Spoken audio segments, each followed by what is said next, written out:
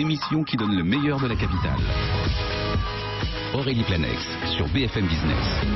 Et dans cette deuxième partie d'émission, on vous propose, comme chaque lundi, de parler philanthropie, mécénat, et avec un zoom aujourd'hui sur le plus grand musée de France, une initiative qui est soutenue par la Fondation Michelin, une preuve de plus, sans doute, que la sauvegarde du patrimoine français passe sans doute aujourd'hui par des financements privés. Pour en parler avec nous, Philippe Legret, bonjour. Bonjour. Vous êtes le délégué général de la Fondation d'entreprise Michelin. Avec nous également sur ce plateau, Clémentine Curial, bonjour. Bonjour. Vous êtes la porte-parole de la sauvegarde de l'art français. Et puis Guillaume Déniel, bonjour. Bonjour. Vous êtes le président de l'école du Louvre Junior Conseil. Alors vous êtes tous les trois partenaires au sein du projet dont je viens de parler, qui s'appelle le plus grand musée de France. Le plus grand musée de France, tout simplement, ce sont nos 36 000 communes qui regorgent d'œuvres méconnues, qui ont d'ailleurs bien souvent besoin d'être restaurées. L'objectif, c'est donc d'attirer à nouveau les regards sur ces œuvres et de trouver les fonds pour la restauration. Clémentine Curial, comment est né ce projet du plus grand musée de France? Pourquoi n'y a-t-on pas pensé plus tôt? Pourquoi on n'y a pas pensé plus tôt, je ne peux pas vous le dire. En revanche, c'est né il y a 2 ans. C'est une campagne qui a été créée par la sauvegarde de l'art français, donc l'association que je représente aujourd'hui, en partenariat avec l'école du Louvre Junior Conseil, que je remercie ici, enfin je remercie Guillaume, son représentant. C'est un beau projet qui a permis d'envoyer des étudiants à la recherche d'œuvres d'art en danger. Donc effectivement, dans nos 36 000 communes, un peu partout en France, puisque le plus grand musée de France, c'est celui qui est à côté de chez vous, c'est celui qu'on peut joindre sans file d'attente, sans ticket d'entrée, et c'est celui aussi qui mérite qu'on y fasse peut-être un peu plus attention et qu'on y consacre voilà, du temps et si possible qu'on le restaure et qu'on le mette en valeur. Justement, c'est ça l'objectif, hein, c'est d'attirer les regards sur tout ce qui peut être oublié dans nos églises, dans nos châteaux de village. Exactement. Tous les objets d'art, les communes font ce qu'elles peuvent pour les restaurer, les services publics aussi, mais on a de la chance d'avoir un patrimoine extrêmement riche, extrêmement varié partout en France. Du coup, c'est un travail qui est énorme, et donc si tout le monde s'y intéressait, eh bien ce serait beaucoup plus facile. Et puis c'est le patrimoine de tous. Donc c'est important que chacun en ait bien conscience. Et Guillaume Déniel, quel est le rôle des étudiants de l'école du Louvre là-dedans? Alors le rôle des élèves de l'école du Louvre, qui est une école d'histoire de l'art, intervient dans le cadre de la junior entreprise de l'école, qui est une association étudiante. Et donc en 2012, nous étions une jeune association à la recherche de missions à exécuter dans le cadre de nos études. Et nous avons rencontré la sauvegarde de l'art français, qui nous a confié une mission de repérage, de médiatisation et de recherche de mécénat en faveur d'objets d'art qui se trouvaient disséminés partout en France, dans de petits villages, principalement les lieux de culte, mais pas exclusivement. Nous avons des choses dans des mairies, dans des salles des fêtes, dans des lieux publics en tout genre. C'est assez éclectique et surprenant. Donc le rôle des élèves était vraiment de repérer ces objets d'art qui sont souvent d'une grande richesse, enfin qui sont vraiment des chefs-d'œuvre dans une bonne partie des cas. Et notre mission est après de les faire connaître, puisqu'en fait ces chefs-d'œuvre, loin d'être méconnus des spécialistes, le sont des habitants des communes en question. C'est-à-dire que la personne qui vit à 50 mètres d'une salle des fêtes, d'une mairie ou d'une église ignore complètement les richesses d'art qui se trouvent à l'intérieur. Et le but était de faire connaître ces richesses afin de fédérer les énergies auprès des propriétaires, donc les collectivités locales, les habitants des communes en question, les mécènes potentiels, les chefs d'entreprise au niveau local ou les chefs d'entreprise au niveau national qui souhaitaient s'investir dans le domaine du patrimoine. Alors je me tourne vers Philippe Legret, délégué général de la Fondation d'entreprise Michelin. Comment une fondation comme la vôtre arrive à rejoindre le plus grand musée de France? Il y a à peu près 1 an, notre président Jean-Dominique Senard a décidé de créer la Fondation d'entreprise Michelin, et la vision de notre président, c'était d'abord de s'inscrire dans la très riche tradition mécénale de notre entreprise et de donner au travers de cette fondation un nouveau souffle à notre mécénat. Parce que le mécénat existait avant cette fondation chez Michelin. Effectivement, Michelin, depuis de très nombreuses années, faisait du mécénat, tant en France qu'à l'étranger d'ailleurs. Et l'idée au travers de cette fondation, c'était à la fois d'engager Michelin sur un financement de moyen terme, c'est-à-dire que pendant 5 années, l'entreprise Michelin va financer la Fondation Michelin, et puis également de coordonner, de rassembler un certain nombre d'initiatives mécénales du groupe sous l'ombrelle de la Fondation d'entreprise Michelin. Dans quel domaine ? Parce que là, on parle d'art, mais il n'y a pas que ça. On aurait pu penser que peut-être vous auriez choisi des choses qui sont plus proches de vos cœurs de métier, comme la mobilité par exemple. Alors nous avons voulu d'abord effectivement nous donner comme grand thème mécénal la mobilité, puisque c'est le cœur finalement de l'activité de l'entreprise Michelin. Et à titre d'exemple, nous mécénons un certain nombre de campagnes en matière de sécurité routière pour minimiser, réduire et bien évidemment les accidents de la route. En Asie du Sud-Est, nous mécénons une ONG bien connue qui est les Enfants du Mékong, et dont le projet au Cambodge, en Birmanie, aux Philippines, est de faire en sorte que les jeunes écoliers qui se rendent à leur école depuis leur village fassent un trajet sécurisé. Donc, premier grand thème de mécénat, c'est la mobilité. Deuxième thème, c'est l'environnement. À titre d'exemple, nous avons préservé un bout de la forêt primaire au Brésil. Nous avons actuellement un projet que nous discutons pour préserver la forêt primaire en Asie. Donc il y a pas mal de domaines, mais finalement comment est-ce que vous arrivez à l'art, au patrimoine français et au plus grand musée de France ?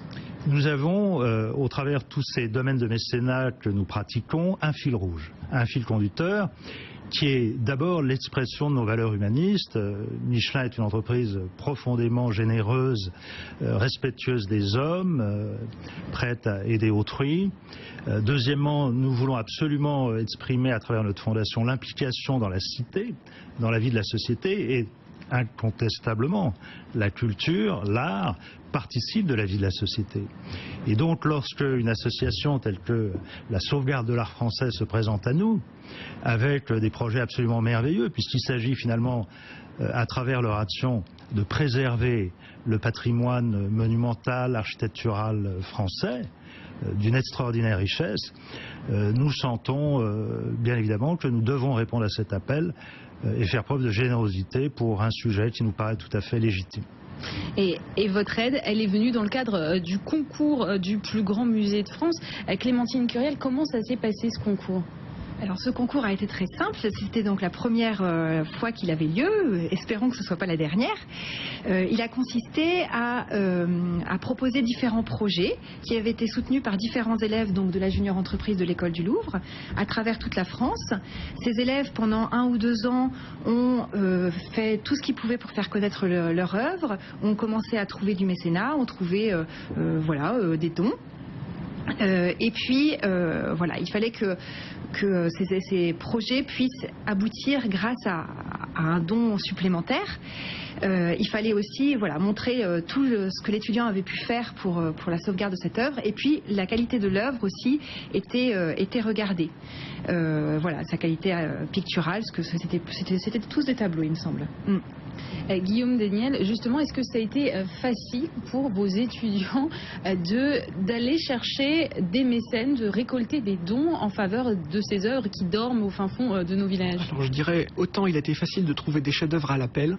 La France est considérée comme le grenier du monde. Donc vraiment, les richesses artistiques sont pas monnaie courante, mais quasiment. Dans chaque petit village, il y a un chef-d'œuvre. Et le cas du mécénat de la Fondation Michelin le montre bien. Les 2 œuvres qu'ils ont choisi de mécéner sont des œuvres réellement importantes, dont pour l'un, dont le Louvre n'a pas d'équivalent. Donc vraiment, on peut se rendre compte de l'extraordinaire richesse. Quelles sont-elles rapidement ? Une crucifixion de Martin van Heemskerk de 1557. Donc c'est un artiste en gros qui a ramené le maniérisme italien de Michel-Ange dans le nord de l'Europe, qui a subi une grande perte de ses œuvres à cause de la réforme. Et cette œuvre est arrivée par un étrange hasard dans un petit village de 100 habitants en Normandie. Donc un endroit absolument splendide, une petite chapelle dans les champs entourés de moutons.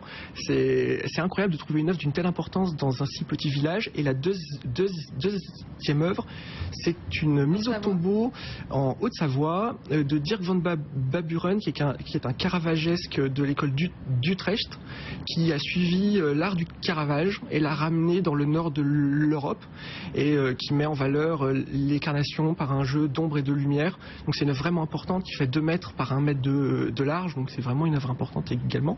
Donc le mécénat a été, malgré l'importance des œuvres que nous avons trouvées, pas difficile à trouver. Il y a plusieurs choses, c'est-à-dire que les élèves partaient pour commencer leur mécénat auprès des donateurs locaux.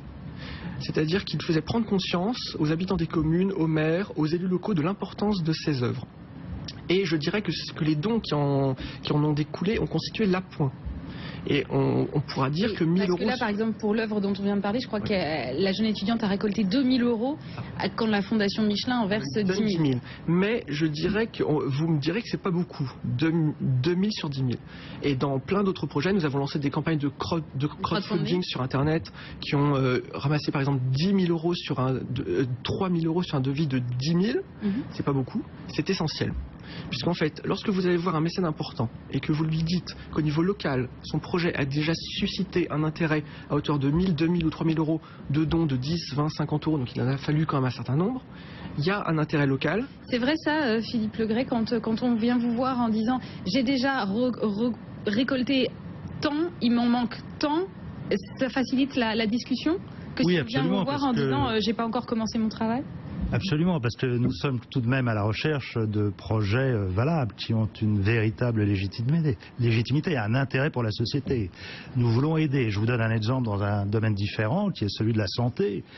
En Inde, à Chennai par exemple, nous allons mécéner ce que nous appelons des cliniques mobiles, c'est-à-dire des bus, des cars équipés d'instruments médicaux, avec dedans des médecins, et nous allons aller auprès des villageois dans l'état du Tamil Nadu pour soigner tous ceux, toutes celles qui n'ont pas accès à la santé. Donc nous sommes toujours à la recherche de projets de qualité, souvent innovants, mais la plupart du temps qui répondent à un besoin impérieux que pour des raisons diverses, les États, les collectivités locales n'arrivent pas toujours à financer. Justement, avec la crise, avec la réduction des budgets on va dire, publics, est-ce que vous n'êtes pas davantage sollicité? Vous dites on est toujours à la recherche, mais j'imagine que vous devez crouler sous les dossiers. Alors vous avez tout à fait raison, les besoins sont considérables dans tous les domaines, et donc une association comme la nôtre est sollicitée en permanence. Alors la question c'est comment est-ce qu'on fait? Est-ce que nous faisons le tri? D'abord, je le redis, nous nous accrochons à nos grandes valeurs, donc ces valeurs de générosité, d'humanisme, etc. Mais deuxièmement, je l'ai dit, et permettez-moi de me répéter, nous essayons de trouver des projets qui sont implantés dans les régions, les localités où nous sommes situés. Et l'idée, c'est finalement de compléter ce que les collectivités locales font de leur côté. Étant observé, comme vous l'avez bien signalé, qu'elles ont des moyens limités, mais incontestablement, nous avons plus de légitimité à intervenir auprès de nos sites que de manière plus éloignée. Ce que je voudrais également souligner, c'est que une fondation comme la nôtre, pour prendre l'exemple de Clermont-Ferrand, est capable de soutenir à la fois les efforts éducatifs de l'agglomération clermontoise, de financer des spectacles, des ballets à travers des institutions telles que la Comédie Clermont, des opéras à travers le Centre lyrique de Clermont. Nous faisons finalement beaucoup de choses intéressantes, puisque nous parlions il y a un instant d'art et de culture, de patrimoine. Nous finançons également la Fondation du patrimoine qui elle-même a un rôle très actif pour restaurer les vieux bâtiments. Ça peut être des abreuvoirs, ça peut être des ponts, ça peut être des bâtiments municipaux dans toutes les agglomérations, les villages, les petites villes qui sont autour de Clermont-Ferrand. La sauvegarde de l'art français, c'est une association. Votre budget de mécénat, je crois, d'1 million d'euros par an. D'où viennent vos fonds? Là aussi, ce sont des entreprises? Alors, il y a des particuliers. C'est un petit peu particulier. On est une association ancienne qui a été fondée en 1921 et dès le départ, notre association a cherché du mécénat pour restaurer des œuvres d'art ou des édifices. Nous avons bénéficié d'un legs en 1972 qui est venu de la marquise de Maillet, qui était une ancienne présidente de notre association et qui, pendant toutes ces années de présidence, avait pu prendre conscience de la grande misère des églises de France, comme elle se plaisait à le dire. Enfin, elle reprenait la phrase bien connue, et effectivement elle avait vu que les églises c'était le patrimoine un peu systématique de toutes les communes et qu'ils méritaient d'être restaurés, d'être entretenus, et que c'était très lourd. Et donc elle a légué sa fortune qu'elle a consacrée à la restauration des églises, avec plusieurs critères. Les églises devant être antérieures au 19e siècle, non classées parce que les édifices classés étaient déjà soutenus par l'État, et pour des travaux de grosses œuvres, c'est-à-dire vraiment pour le plus important, en fait, le plus lourd pour les communes. Et du coup, est-ce que vous croyez aujourd'hui que le mécénat privé est une forme de passage obligé pour la préservation du patrimoine, que ce soit par les entreprises d'ailleurs ou par le financement particulier? On évoquait tout à l'heure le financement participatif. Ça me semble indispensable, oui, tout à fait, pour deux raisons. D'abord pour une raison purement financière, mais aussi parce que quand il y a un don, ça veut dire qu'il y a un intérêt, ça veut dire qu'il y a un amour. Et s'il y a un amour du patrimoine, eh ben, non seulement l'argent permet de le restaurer, mais après ça, l'attention que les gens vont lui porter permet de l'entretenir aussi. Guillaume Déniel, là-dessus, vous pensez vous aussi que finalement les entreprises, le particulier également, doivent prendre un petit peu la relève du financement public? L'enjeu principal, je dirais, en cette matière, c'est l'appropriation. Si vous n'avez aucune idée de ce qui se trouve dans un bâtiment, vous n'allez pas vous y intéresser, vous n'allez pas l'aimer et vous n'allez pas débourser un centime. Il faut avoir conscience que si ces objets d'art-là ont été créés dans les périodes du passé, c'est parce que des personnes l'ont voulu. Donc des individus ou alors des groupes d'individus qui ont fait du mécénat. Toutes ces œuvres, pour la plus grande part, sont nées à l'époque au XIIIe siècle, au XIVe siècle. Le mécénat n'est pas un phénomène récent. Le mécénat n'est pas un phénomène récent. C'est, je dirais même, le mode de création le plus courant en ce qui concerne les œuvres d'art qui étaient montrées à la vue du public dans les époques anciennes. Et de nos jours, de la même façon que ces œuvres ont vu le jour par du mécénat, leur conservation passera par le mécénat. Et je dirais la fédération des énergies. L'un n'exclut pas l'autre. C'est pas parce qu'une collectivité locale participe que le mécénat est exclu. C'est pas parce que le mécénat intervient qu'une collectivité locale n'a pas son mot à dire pour intervenir au niveau du mécénat. Philippe Legret, on parlait d'amour, d'intérêt. Justement, sur quelle œuvre, quel prochain financement allez-vous faire? Comment ça va se passer de votre côté, du côté de la Fondation Michelin? Alors je crois que ce qui vient d'être dit est important, c'est-à-dire qu'effectivement il n'y a pas de mécénat qui quelque part n'engage pas l'émotion, l'amour, le grand plaisir à travailler avec des gens qui portent un projet intéressant.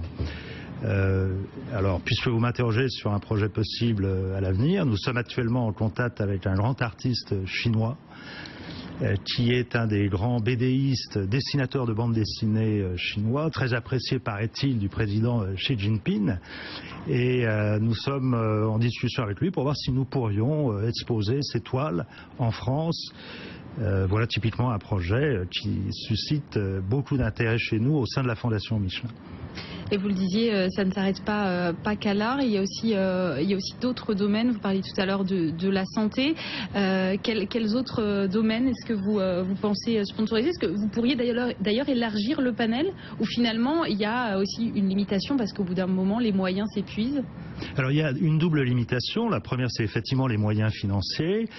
J'ai dit que Michelin s'est engagé à financer notre fondation dans les 5 années qui viennent, donc c'est déjà quelque chose de considérable. C'est un engagement fort que notre entreprise exprime vis-à-vis du mécénat. Quelle hauteur le budget d'ailleurs? Je ne vous ai pas demandé. C'est plusieurs millions d'euros. Ce qui est important, c'est qu'avec ce budget, ce budget est tout à fait significatif et suffisant pour nous permettre de mécéner, dont je l'ai dit déjà, dans la mobilité, j'ajouterai la protection de l'environnement.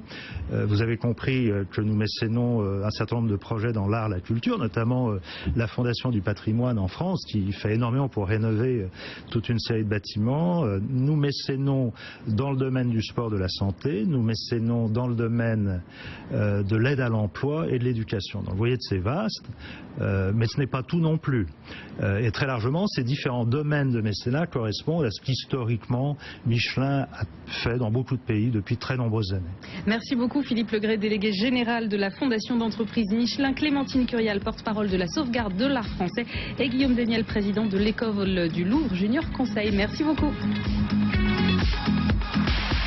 Goût de luxe Paris, l'émission qui donne le meilleur de la Parce capitale. que vous nous avez rien dit.